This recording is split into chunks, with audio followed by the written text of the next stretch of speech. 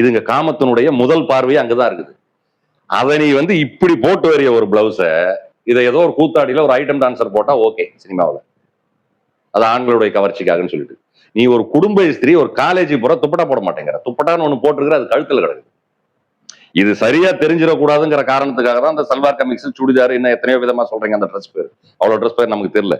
அது மேல மறைக்கிறதுக்கு தான் அந்த சால் ஒண்ணு இருக்குது. அது வந்து முழுசா உங்களுக்கு வடிவத்தை காமிக்காது. அதனால உனக்கு ஒரு பாதிப்பு வராது ஆண்களுக்கு. ஆனா நீ வந்து அதை கழுத்துல போட்டுக்கிறனால பரவாயில்ல, தேவைப்பட்டா இழுத்து விடுவியான்னு பார்த்தா கழுத்துல போடுற பழக்கம் கூட கிடையாது. இது டிவிகே, முன்னாடி இந்த டிஎம்கே, அதுக்கு முன்னாடி இந்த ஏடிஎம்கே, அதுக்கு முன்னாடி இந்த காங்கிரஸ், இப்படியே திருப்பி திருப்பி திருப்பி எப்போ போய் பார்த்தாலும் அந்த பெண்களுடைய பாதுகாப்புங்கிறது இன்னும் ஒரு கேள்விக்குறியா தான் இருந்துட்டு இருக்குங்கிறது தான் உண்மையான ஒரு விஷயம். ஆனா அந்த கேள்விக்குறிக்கு காரணம் அந்த ஆண்கள். சரியான ஆண்களை சமுதாயம் ஏன் உருவாக்கல? ட்ரக்ஸ். இதுக்கு முன்னாடி எனக்கு தெரிஞ்சு பாத்தீங்கன்னா ஒரு 2000 வச்சுக்கோ, ஒரு 20-25 வருஷத்துக்கு முன்னாடி வச்சுக்கலாம்னு வச்சுக்கோங்க. சரக்கு அடிக்கிறதுங்கிறது ஒரு நார்மலா இருந்தது, ஒரு லிமிட்டா இருந்தது. இப்போ வந்து சாதாரணமா ஆயிடுச்சு. பகல்லையே ஒரு 18 வயசு பையன் போயிட்டு 15 வயசு பையனே போயிட்டு சரக்கு வாங்கிட்டு வரான் 10 மணிக்கு, பிளாக்ல வாங்கிட்டு வரான். இந்த லிக்கர் இவ்வளவு தாறுமாறா போயிட்டு இருக்குது. அது இல்லாமல் 10-15 வருஷத்துக்கு முன்னாடி, 10 வருஷம் கூட வச்சுக்கலாம் அதிகபட்சம், 10 வருஷத்துக்கு முன்னாடி எல்லாம் கஞ்சா இவ்வளவு புழக்கத்துல கிடையவே கிடையாது. இன்னைக்கு சர்வசாதாரணமா கஞ்சா புழக்கத்துல இருக்கு. அதுக்காக யாராவது இன்டர்வியூ பார்த்துட்டு ஒரு போலீஸ் ஆபீஸ் வந்து, இங்க வாப்பா தம்பி, நீதான் சர்வசாதாரணமா புழக்கத்துல இருக்கிற, எங்கெல்லாம் புழக்கத்துல இருக்குதுன்னு கொஞ்சம் அட்ரஸ் காமிப்பா அப்படின்னா காமிக்க முடியாது நம்மால. அது கரெக்ட் பர்சனை பிடிச்சா அவங்க காமிப்பான். நமக்கு அது எப்படி இருக்குன்னு தெரியாது. அது பச்சையா காஞ்சா இருக்கும்னு நமக்கு தெரியாது. ஆனா சிகரெட்டை கேட்டா எப்படி இருக்குன்னு நான் சொல்லுவேன். பட் கஞ்சா எனக்கு தெரியாது. அதனால நான் வந்து ரொம்ப உத்தமன் அப்படின்லாம் சீன் போட விரும்பல. நமக்கு சிகரெட்டை விட்டா வேற எதுவும் தெரியாது. ஆனா கஞ்சா வந்து புழக்கத்துல இருக்கிறவனை பிடிச்சிங்கன்னா, இல்லாட்டி இப்படி டன்னு கணக்குல பிடிச்சிட்டு இருக்கான், கிலோ கணக்குல பிடிச்சிட்டு இருக்கான். ஒவ்வொன்றும் 1000 கோடி 500 கோடிங்கிறான். உயர்தர கஞ்சா வந்து இந்த நாட்டுல இருந்து வந்துச்சுங்கிறான். அது எப்படி அந்த கஞ்சா செடியில உயர்தரம் எல்லாம் வருதுன்னு நமக்கு தெரியல. அது எங்க பயிரிடுறான், எப்படி வருது? முதல்ல வந்து எங்க இருந்து வருதோ அதை தடை பண்ணாலே போதும். அப்புறம் எங்க புழக்கத்துல இருக்காது. ஆனா அதை விட்டுட்டு இப்ப ரொம்ப சிம்பிள். ஒரு 10 வருஷத்துக்கு முன்னாடி இவ்வளவு கஞ்சா கிடையாது. இவ்வளவு இந்த இன்ஜெக்ஷனு, இந்த டேப்லெட்டு, அப்புறம் ஏதோ கூலிங்கிறான், இன்னும் என்னென்னோ சொல்றானுங்க. அதுல விதவிதமான இந்த பேர்ல நான் சொன்ன பேரெல்லாம் வந்து ரொம்ப கடைநிலை போதை மருந்துகள்.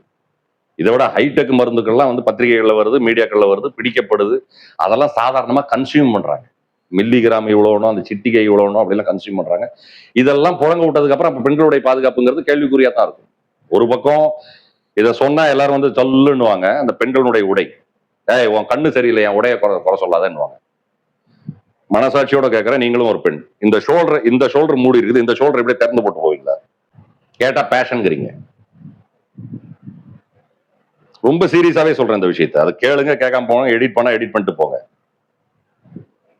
வெஸ்டர்ன் கல்ச்சர்ல பெண்களுடைய மார்பகங்களுக்கு எந்த விதமான ரெஸ்பான்ஸ் அவங்க பெருசா கொடுக்கறது இல்லைங்க. அந்த படம் பார்த்தாலே தெரியும், அந்த பெண்களை பார்த்தாலே தெரியும், அது பாட்டு மேல அப்படியே ஆடிட்டு போயிட்டே இருக்கும், வந்துட்டே இருக்கும். ஆனா இந்தியாவுல அதுதான் முதல்ல காமத்தை தூண்டக்கூடிய ஒரு விஷயமே ஆண்களுக்கு.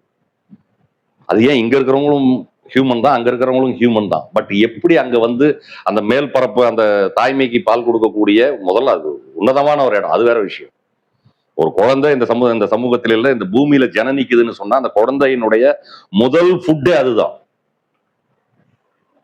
எல்லா ஜீவராசிகளுக்கும் அந்த சுவாசங்கிறது காத்து, அதுக்கும் அந்த குழந்தை காத்து தான்.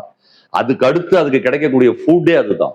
ஆனா அந்த ஃபுட் உற்பத்தி ஆகக்கூடிய இடத்த அவங்க வந்து கரெக்டா வச்சிருக்கிறாங்க. நம்ம அதை காமத்தினுடைய அடையாளமா வச்சிருக்கோம்.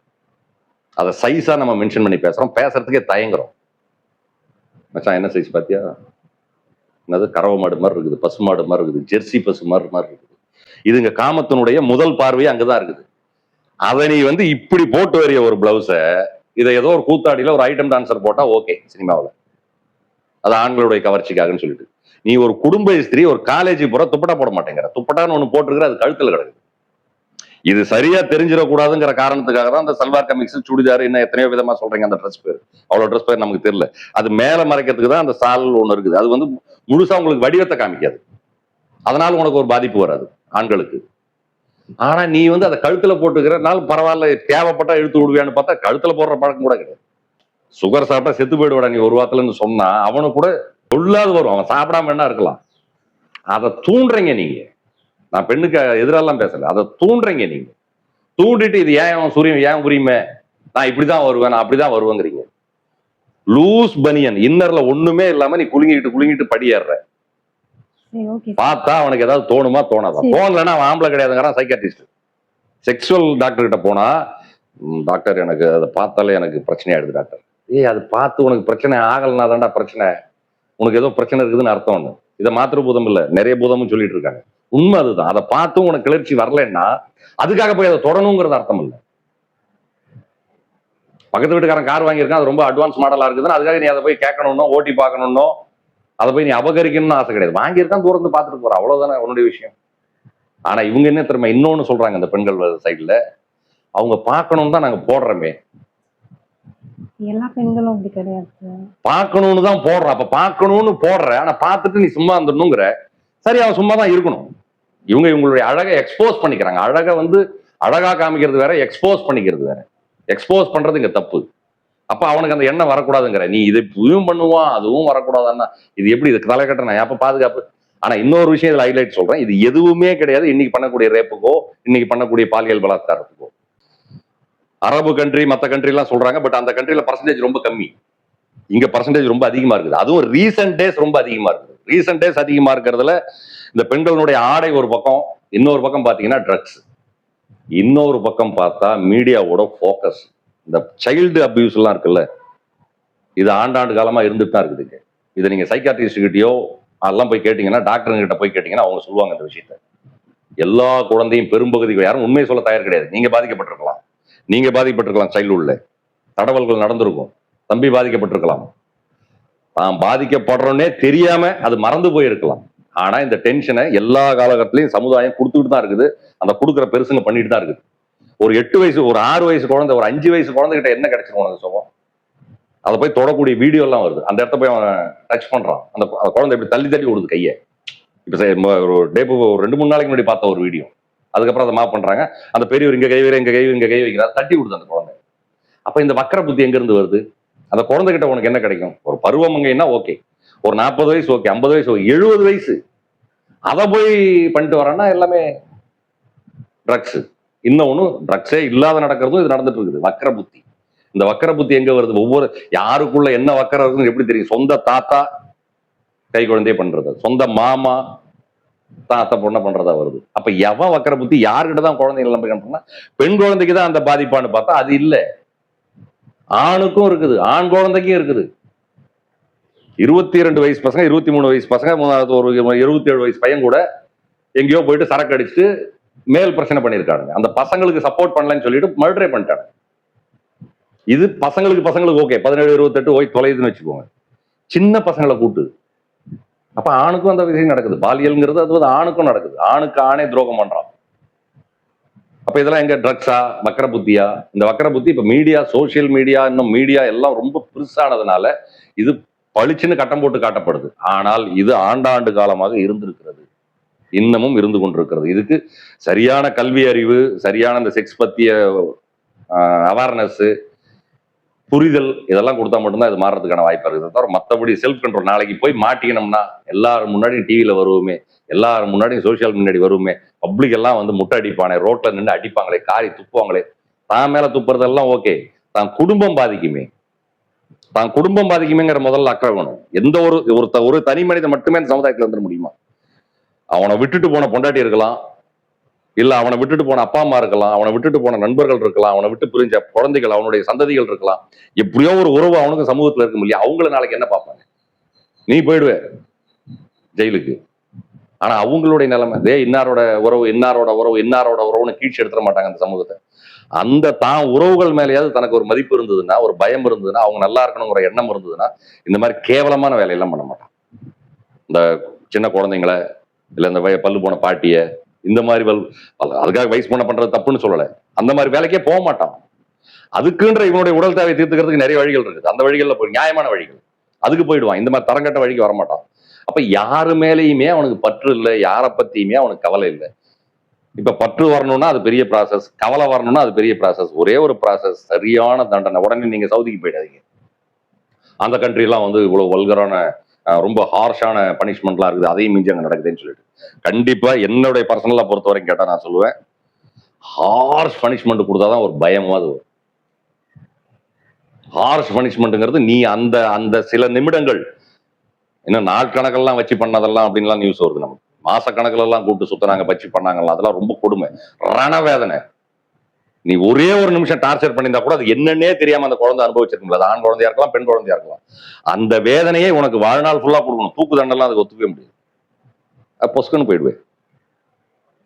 நீ தூக்கு தண்டனை நீ கொடுக்கறதுக்கு உங்களுக்கு நீங்களும் கொடுக்க மாட்டீங்க அவ்வளவு சீக்கிரம். அது சுப்ரீம் கோர்ட் வரைக்கும் போய் வர்றதுக்குள்ளே 10-15 வருஷம் ஆயிடும். அதுக்கப்புறம் வந்தாலும் நீ எப்படியும் வெளியே வந்துருவேன். ரணவேதனையாக ஒவ்வொரு நிமிடமும் ரணவேதனையா இருக்கணும். அதுவும் வாழ்நாள் ஃபுல்லா இருக்கணும். அந்த உன்னுடைய மரணம்ங்கிறது இயற்கை மரணமா இருக்கும். அப்படிப்பட்ட தண்டனை எல்லாம் கொடுக்கறதுக்கு சிஸ்டம் எல்லாம் இருக்குது, ஐடியா எல்லாம் இருக்குது. டாக்டருங்க கிட்ட கேட்டா சொல்லுவாங்க, சாதாரண ரவுடி கிட்ட கேட்டா கூட சொல்லுவாங்க, எப்படி மாமே உயிர் போக கூடாது, ஆனா துடிச்சினே இருக்கணும். அவன் உயிரை தவிர்த்துட்டு பாக்கி எவ்வளவு தொல்லை கொடுக்க முடியும் அவ்வளவு தொல்லை கொடுக்கணும். அதெல்லாம் கொடுக்கணும். கொடுத்தால் நிச்சயமாக ஒரு 90% பீப்புளுக்கு அந்த மாதிரி பண்ணணும்னு நினைக்கிறவனுக்கு, இல்ல அது ஒரு வியாதியா இருக்கிறவனுக்கு பயம் வரும். ஸ்வீட் சாப்பிட்டா செத்துருடா நீ ஒரு வாரத்துல அப்படின்னா எத்தனை பேர் ஸ்வீட் சாப்பிடாம இருக்கிறான்? குடிச்சின்னா நீ போயிட்டு விட, அவன் கிட்னி அவுட்ரா, இன்னும் ஒரு வருஷம் இருக்க மாட்டானா எத்தனை பேர் குடிய விட்டுருக்கான்? அந்த மாதிரி ஒரு பயம் வரும். இதை பண்ணினா உங்க லைஃப் இப்படி ஆயிடும், நீ செத்துலாம், தூக்குலாம் போட்டுலாம், நீ தற்கொலை எல்லாம் பண்ணிக்கலாம் நினைச்சிக்காத. நித்திய கண்டம் போர் நாய்ஸ், நீ அணுவா சாவு அப்படிங்கிற பயத்தை உண்டு போனா அட்லீஸ்ட் ஒரு 90% குறையறதுக்கு வாய்ப்பு. ஆனா ட்ரெஸ்ஸுக்கு வந்தா உங்களுக்கு கோவம், தப்பா சொல்ல, நீங்க ஆடுங்க. இடைத்தேர்தலுங்கிறது டஃபா தான் இருக்கும். ஏன்னா 2 பேர் பெரிய பார்ட்டி தோத்து போயிருக்கிறாங்க. அதிமுக சைட்லயும் சரி, டிஎம்கே சைட்லயும் சரி, பயங்கர அவங்க நல்லவங்க கெட்டவங்கிறதெல்லாம் அடுத்த சைடு. ஆனா இவ்வளவு வருஷம் அவங்க அவர் 50 வருஷ காலம் ஒரு கட்சி, ஒரு கம்பெனி நடத்திட்டு இருந்தவங்க, அதுவும் மிகப்பெரிய லாபகரமா நடத்திட்டு இருந்த ஒரு கம்பெனிகள் இப்ப அநியாயமா நஷ்டமாயிடுச்சு. விடுவாங்களா? சும்மா விடுவாங்களா? அது 6 எம்எல்ஏ இப்போதைக்கு சொல்றாங்க, இன்னும் அது 4 எம்எல்ஏ சேர்ந்து 10 எம்எல்ஏ கூட வரலாம், 12 கூட வரலாம். அடுத்த பை எலெக்ஷன், அந்த ரீ எலெக்ஷன் வர்றதுக்குள்ள, அந்த இடைத்தேர்தல் வர்றதுக்குள்ள 6ங்கிறது 10 ஆகலாம், 12 கூட ஆகலாம். ஆனா டஃப் பயங்கரமா இருக்கும். அண்ணாமலை சார் அதுல கலந்துக்கு வரான்னு தெரியாது, வேடிக்கை பார்ப்பார், அவர் வரமாட்டாருன்னு தான் நினைக்கிறேன். இந்த 3 கட்சி பயங்கர டஃப்பா இருக்கும். DMK, ADMK, TVK. பிஜேபியும் சைலண்டா தான் இருக்கும். பாத்துங்க உங்களுக்குள்ள. ஏன்னா அவங்களுக்கு பிடிக்காதது பிஜேபிக்கு இந்த திராவிடங்கிற வார்த்தை கெட்ட வார்த்தை அப்படின்னு அவங்க மைண்ட்ல வச்சிருக்காங்க. இது எல்லாமே திருப்பி திருப்பி இந்த 3ம் திராவிடத்துக்குள்ளதான் சுத்துது. இப்ப சிஎம்ஆ இருக்கக்கூடிய அந்த முன்னாள் நடிகர் என்ன சொன்னாரோ, அறிவாலயத்துல மழைக்கோ வெயிலுக்கோ ஒதுங்கினா கூட உடனே அவங்கள கூட்டு 2 சீட்டு கொடுத்துட்றாங்களாம். கல்லாப்பட்டி கூட்டணி வச்சிருக்கிறாரு அப்படின்னு சொன்னார் இல்லையா? இப்ப அந்த கல்லாப்பட்டி கூட்டணி இவங்களே ஆயிட்டாங்க. திமுக கூட இருந்த எல்லா அலைன்ஸும் இவங்க கூட கிட்டத்தட்ட வந்துருச்சு. 90% கூட்டணி இவங்க கூட வந்துருச்சு. ஜெயிச்சவங்களோ ஜெயிக்காதவங்களோ எல்லாருமே இவங்க கூட இருக்காங்க. அப்ப இதுவும் திராவிட கட்சி தான். அதிமுக இருக்கிறவங்களும் இருக்காங்க, திமுக இருக்கிறவங்களும் இருக்கிறாங்க, திருமாவளவனுடைய கட்சி. இன்னும் அவரு பேருக்கு சொல்லிக்கிறார், நாங்க ஒன்றும் கூட்டணியில கிடையாது, இப்போதைக்கு ஆதரவு கொடுத்துட்டு இருக்கிறோம் வெளியே இருந்துன்னு சொல்லி. அதெல்லாம் சும்மா பொய். அது கூட்டணி தான், அது வந்துடும், அது வேற வழி கிடையாது. அப்படி வந்ததுன்னா இதுவும் திராவிட கட்சி, திமுகவும் திராவிட கட்சி, அதிமுகவும் திராவிட கட்சி. கம்யூனிஸ்ட் அது ஆஸ் யூசுவல் அப்படியே இருக்கும். பிஜேபி இந்த டைம் ஒன்றும் பெருசா இது இல்லாம யார் கூட குதிரை ஏறலான்னு பார்க்கும். அது டிவிகேவா இல்ல டிஎம்கேவா இல்ல ஆல்ரெடி இப்ப எலெக்ஷனை கண்டக்ட் பண்ண ஏடிஎம்கேவா, அது ஏதோ ஒரு பக்கம் குதிரை எரிக்கும். அப்ப அந்த 3 பேருக்குமே பொறுத்து இது டஃப்பா தான் இருக்கும். இதுல பெரிய டஃப் கொடுக்க போறது டிஎம்கேவா தான் இருக்கும். ஏன்னா டிஎம்கேக்கு நிறைய மூளை இருக்குது. அதான் நல்ல மூளை கிடையாது, கெட்ட மூளையா இருந்தாலும் அது நல்ல மூளை இருக்குது அவங்களுக்கு. அதனால எப்படியாவது அந்த ஆரோ எத்தனை தொகுதிக்கு நடக்குதோ அதை நம்ம எப்படியாவது அக்வேர் பண்ணி ஆகணும்னு அவங்க ரொம்ப போராடுவாங்க. அது டிவிக்கு டஃப்பா இருக்கும். ஆனா பொலிட்டிக்கல் பவர் இருக்கு, அட்மின் இருக்கு அப்படின்னு சொல்லிட்டு இவங்க ஏதாவது பண்ணலாம், தெரியாது. ஆனா டஃப், பயங்கர டஃப். அதுக்கடுத்து நீங்க கேட்ட அந்த உள்ளாட்சி தேர்தல், அதுவும் இதே லெவல்ல தான் நடக்கும். ஆனால் உள்ளாட்சி தேர்தல் எப்ப வருதுங்கிறது ஒரு விஷயம் இருக்குது. அந்த எப்ப வந்தாலும் அதுக்கு இன்பிட்வீன் டைம்ல இந்த டிவிகேவனுடைய நிர்வாகம் எந்த லெவலுக்கு இருந்திருக்குதுங்கிறத பொறுத்து தான் உள்ளாட்சி. எத்தனை கார்பரேஷன் கிடைக்கும், எத்தனை நகராட்சி, எத்தனை ஊராட்சி, எத்தனை பஞ்சாயத்து கிடைக்குங்கிறது இவங்களுடைய நடவடிக்கையை பொறுத்து தான். ஆனா இப்ப போற போக்கிலேயே போனால் நிச்சயமாக உள்ளாட்சி தேர்தலாம் இவங்களுக்கு டஃப்பா தான் இருக்கும். ஏன்னா அந்த ஜென்சி பண்ண வேலை, இளைஞர்களுடைய சினிமா மோகங்கிறதெல்லாம் கரைஞ்சிரும். புது பொண்டாட்டி புது புருஷ மாதிரி தான். நிச்சயமா விஜய் மேல இருக்கக்கூடிய அந்த கிரேஸ் போகிறதுக்கான வாய்ப்பு நிறைய இருக்குது. அது ஒரு நடவடிக்கையில் தான் தெரியும். அது போக போதான் நமக்கு சொல்ல முடியும்.